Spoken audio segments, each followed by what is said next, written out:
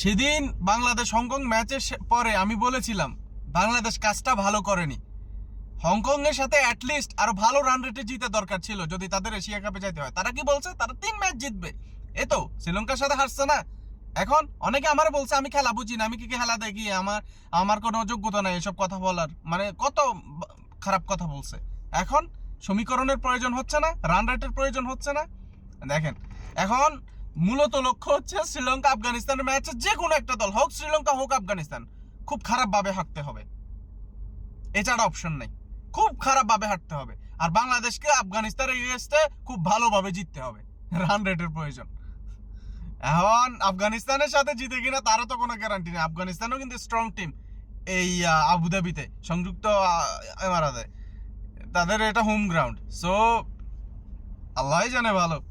দেখা যাক কি হয়, লেটস সি।